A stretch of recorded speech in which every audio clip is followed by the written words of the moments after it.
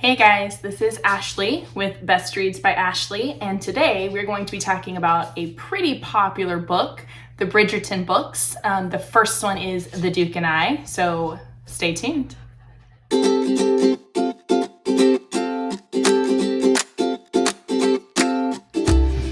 Hey guys, so today I want to talk about a pretty popular series, the Bridgerton series.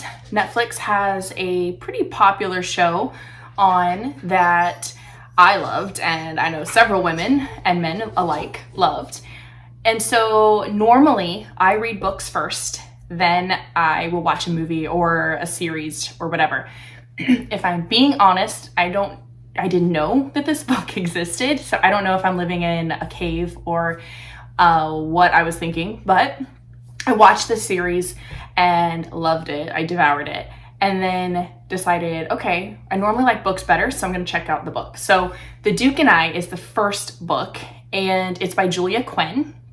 And I have to say that I did enjoy the book, but, and this is probably the first time ever I will say this, I didn't like it as much as I liked the series. I don't know if that was the characters. I think the characters I fell in love with in the show. Maybe that's why I read the books first versus the movies or the shows, but I think that I fell in love with those characters. So then when I went to read the book, which is usually what happens the other way around for me, I don't know that they were as believable as I wanted them to be. The Duke in the series was much more lovable.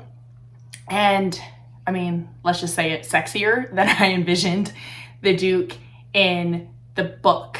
I think that the book had some cheesy parts to it and the Duke wasn't, I don't know, as intense as he was in the show. And I think I liked the way the Duke was in the show versus the book. I thought the other main characters were really good too, but I just felt like they didn't transfer as well from book as they did to show or series. I think that there was more details in the book, and I did love that more. I loved the ending of the book because we got a little more details about what the Duke was thinking. It wasn't as quiet in the book. We get a little bit more of an epilogue. We get another epilogue at the end of the book that we don't get in the show, and I loved that. That was probably my favorite part of the book, was the second epilogue. And if you've read it in the past, before this epilogue was included, you need to find this epilogue and read it, because if you loved the book, you're gonna love this second epilogue. It's like 20 years down the road.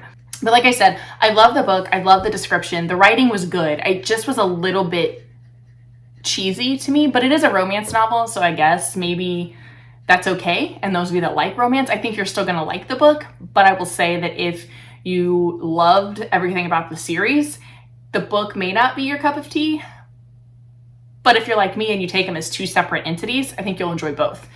Just, I pictured the Duke the way he was in the show and not how he was described in the book, if that helps. I don't know.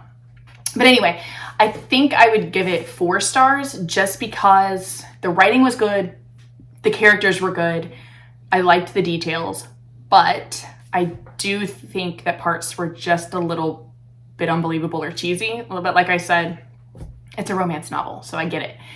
But 4 solid stars. I am going to read the other ones, and the new series, like the second season, comes out soon too, but I'm going to try to read the next books before I watch more, and maybe that will change my opinion of it. I don't know, because like I said, usually I read the books first, but we'll see. So for me, Bridgerton, The Duke and I, the first book, solid 4 stars. The series on Netflix, a solid 5+ stars. And do yourself a favor, go ahead and read it and watch it, because I think you'll enjoy both of them if you like romance. So, okay, that's my take on Julia Quinn's book, and hopefully I'll like the others just as much, if not better, and then maybe I'll do some more reviews on those later on. Okay, hopefully you enjoyed. If you liked it, push like for me, maybe subscribe, that would be very helpful, and comment what you thought was the best part of the show or the book, or which one you liked better, if you've read and watched both of them. I'd like to see what everyone else thinks. All right, thanks. Have a good day.